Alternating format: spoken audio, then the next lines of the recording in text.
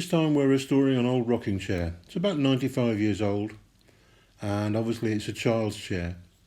But one of the problems is all of the joints have been nailed together. I guess it's sometime because they become loose and somebody thought this was a good idea. But the problem is the nail heads are all flush with the surface, and these nails have to come out. So you have to cut away the surface a little bit, and because they're rusty, I normally add some vinegar, and if they won't move, leave them overnight. And normally after leaving them overnight you can struggle and try to get the nails out, but it's very important that all the nails come out before any of the joints can be undone.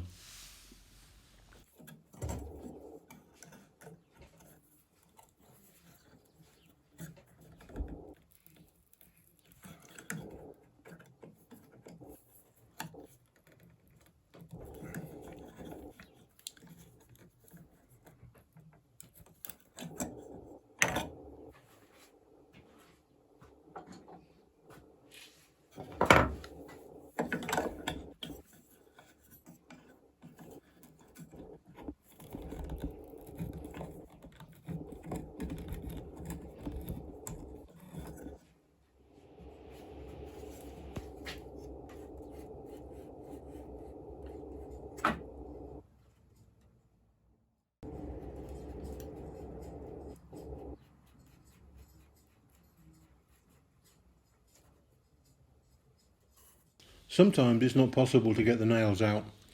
The next best method is to drive the nail back through the joint and either pull it out the other side or push it inside so you can undo it that way.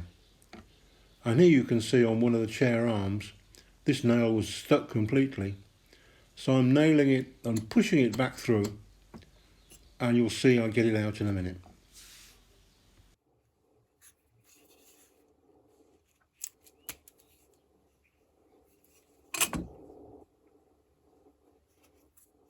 Unfortunately, this causes some damage, either because the nails get caught on something or because you have to cut a slot around the nail head to get it out. And those can be filled afterwards, but it's impossible to get the joints out without breaking them completely if you don't get the nails out. Now we've got the chair completely disassembled, we can start testing the joints and see if any modifications need to be made. Now most of the joints were very loose.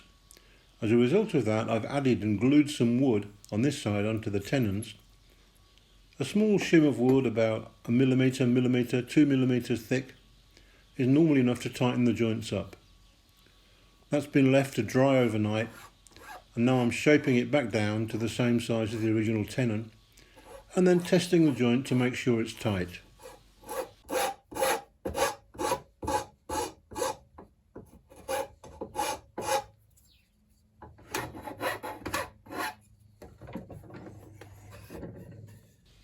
It's very important when you're repairing an old chair that you clean all of the old glue off the joints. Wood glue will only stick to wood.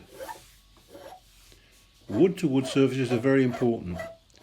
So both the tenons and the holes need to be cleaned out so that you've got a clean wood surface to be put together. It also needs to be as tight as possible. That way it won't move and it won't come loose, at least for a few years.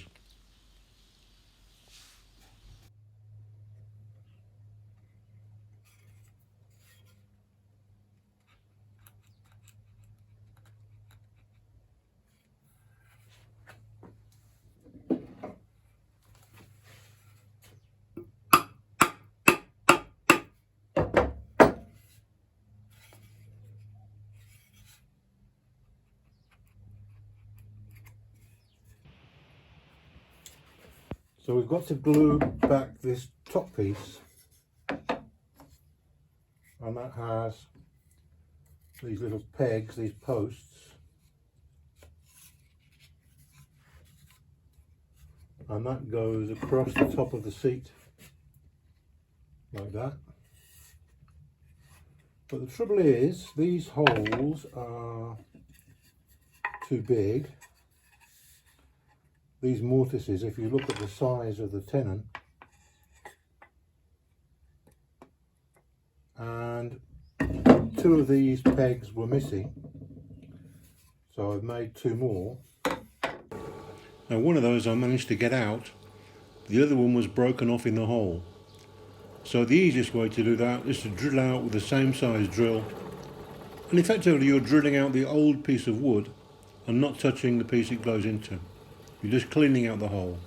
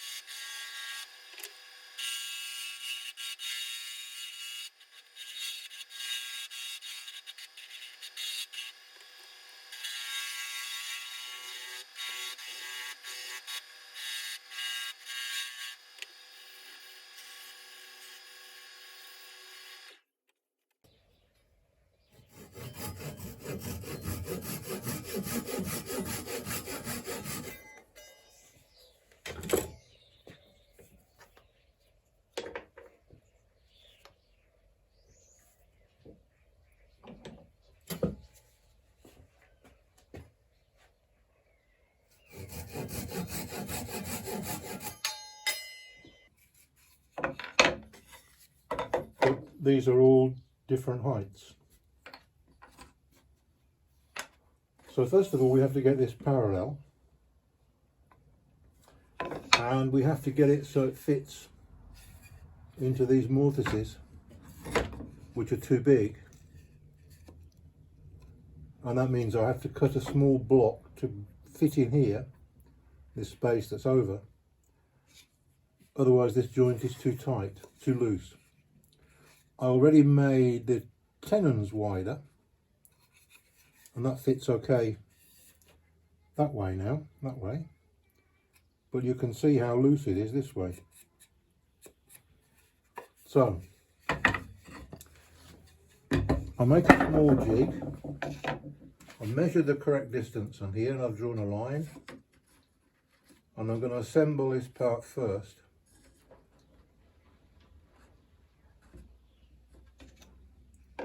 That on the line, and that will make sure that it's parallel and all these different pegs are at the right distance. So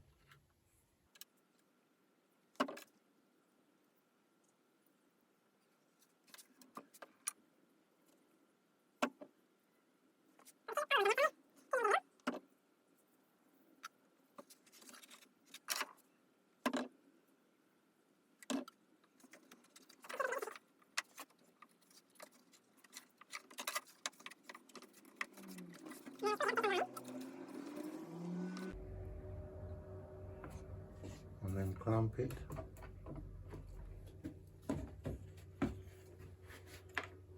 It glue all over the clamps.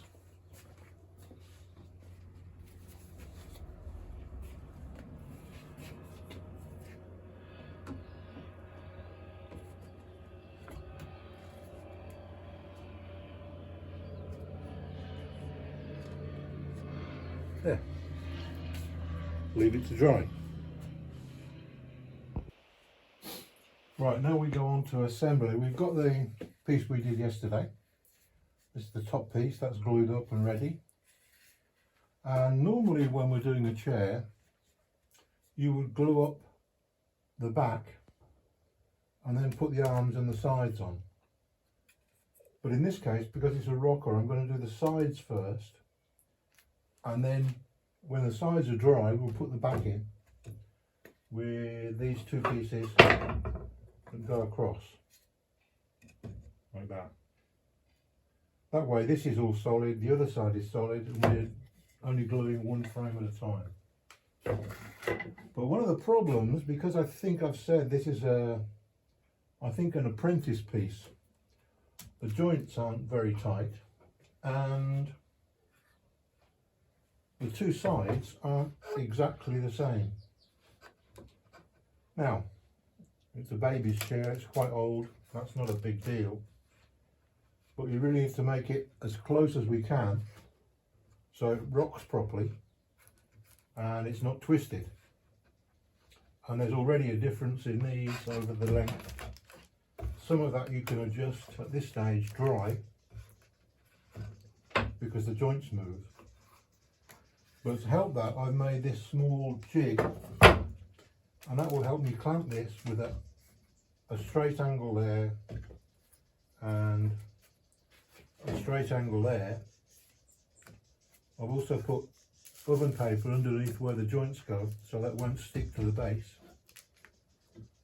And I've already dry fitted and tested all of these. I've had to adjust these pieces, weren't quite the same length. This was like that before, and I've cut the shoulders down to make it fit a little bit better. So we're going to glue one side at a time, pull the joints tight, first of all using a clamp, and then we'll glue it when we're happy with it. So I've got this clamped up dry. These joints are tight, that joint's tight, that one is okay, but I'm going to have to fill it in after. It's a little bit lifted up from where I want it. And then what I'll do is take the clamps off and then glue all the joints and put it back together again.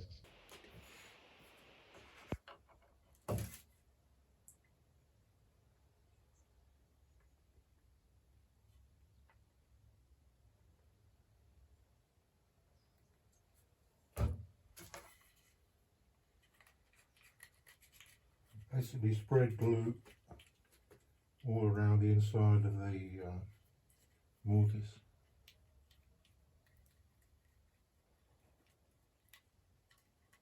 Make sure it's completely covered.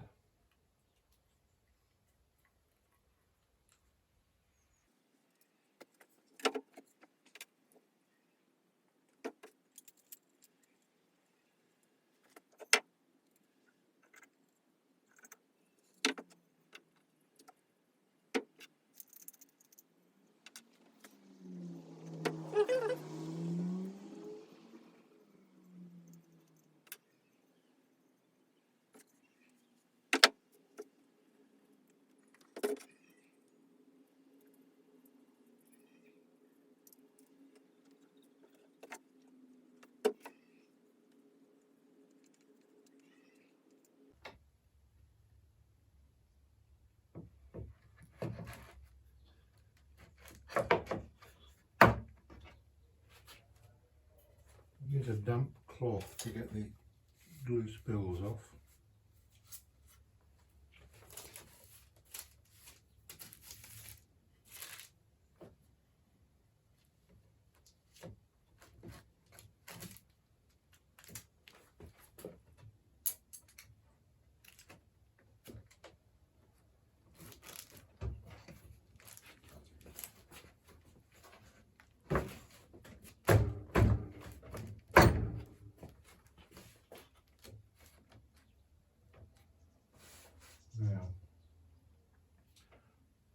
made a bit more difficult because this piece, which you would like to put on, the arm, has to go on after the cloth is put on.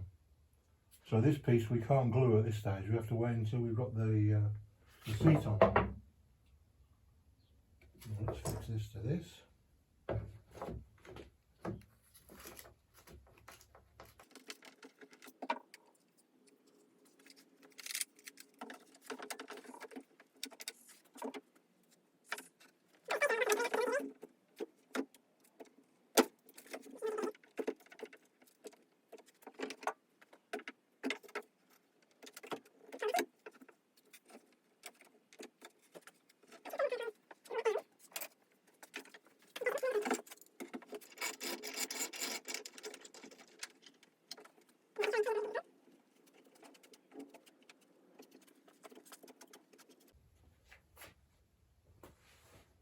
And now we leave that to dry. Well, now we've got both sides glued up. This one was done exactly the same as the other. I've modified the jig here and we've glued on the back. That's this plus these rails. And it's been gluing overnight. So now we take the clamps off and have a look, we'll see how we've done.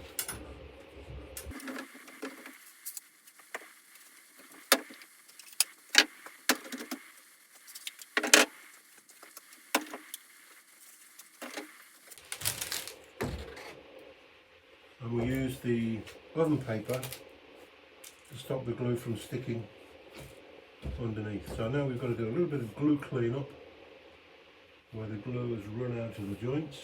And the other thing we need to do is fix in some small pieces where these joints were too big. I've already done that down here. Let's see. And now we can do that on the rest of the piece.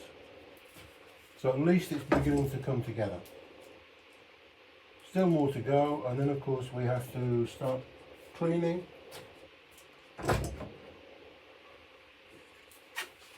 We've then got to stain the piece and get it ready for varnish. Then we can add the cloth that goes from here up to here to make the backrest, and finally glue these two pieces in after the cloth has been put in.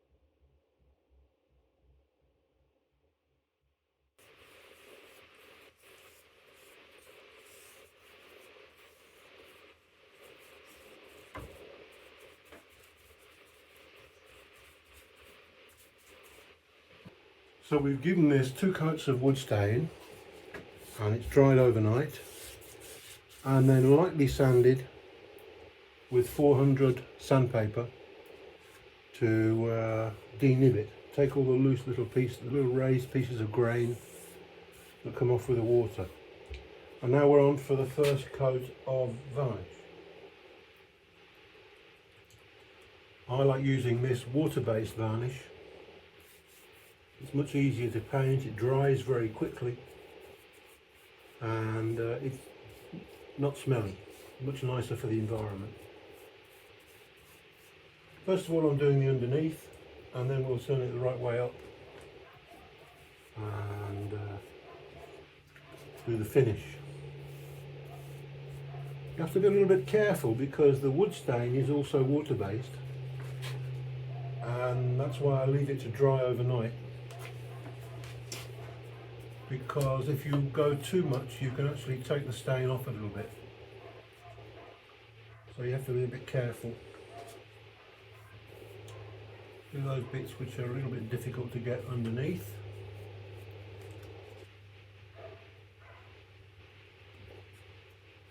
And we're looking for 2 or 3 light coats of this with a sanding in between each coat.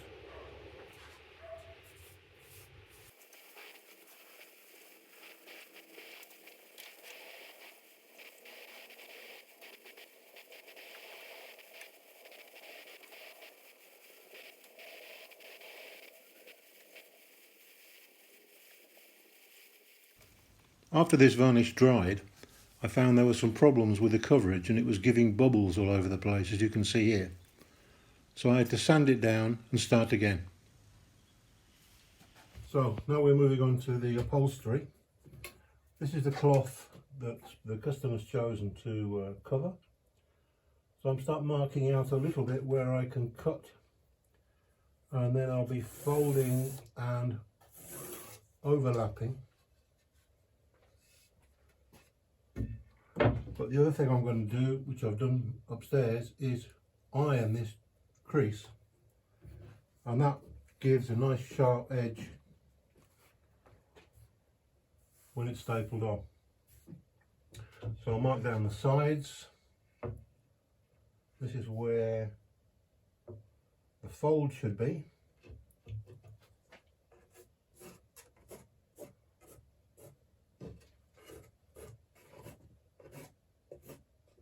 And then I can cut probably along this line.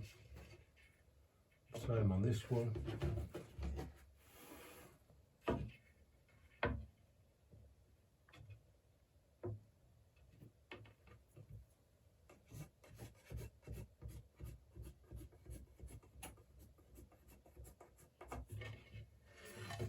Just a line so I can fold on that, and then I'll take it and iron it. Meantime I can cut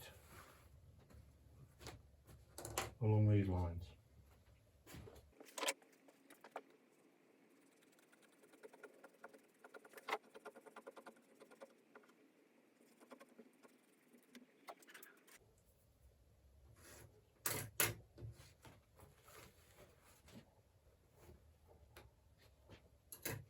Along where the bottom will be.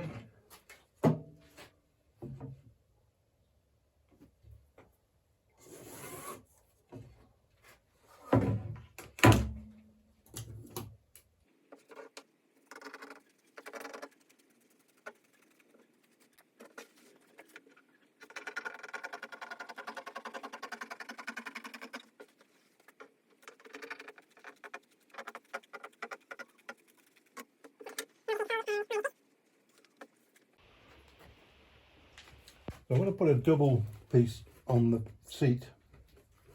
Although it's only for children, it'll just reinforce it a little bit. So we'll put this piece on first.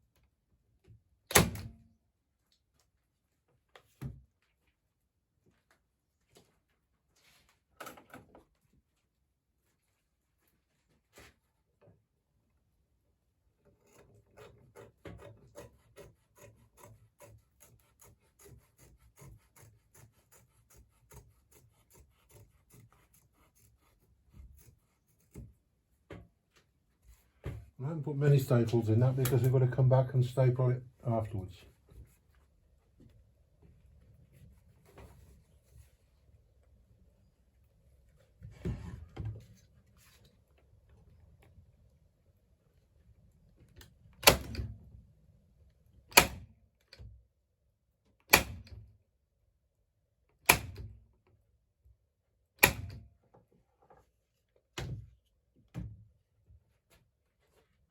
Now the problem comes as we've got to cut the holes for the arms to go in here.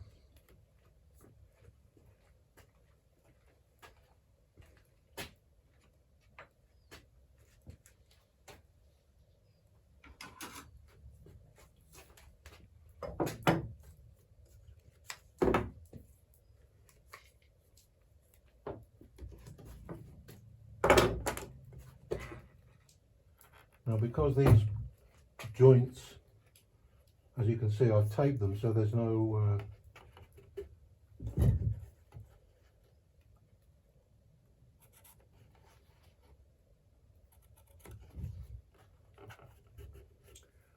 so we don't have paint on them, varnish on them.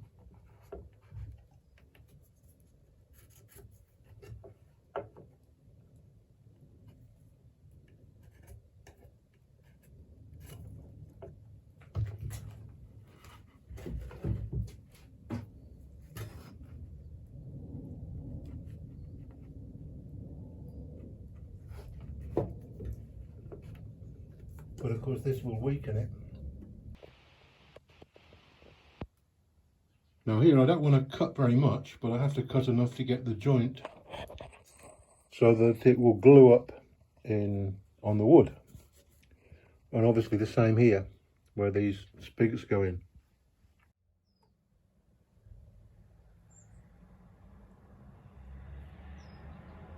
This is a nylon type material, so using a soldering iron to open the hole up melts the edges of the material.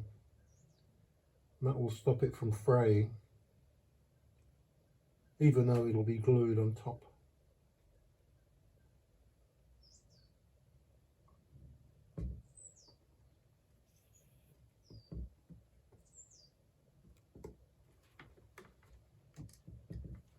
And that will also do to melt these.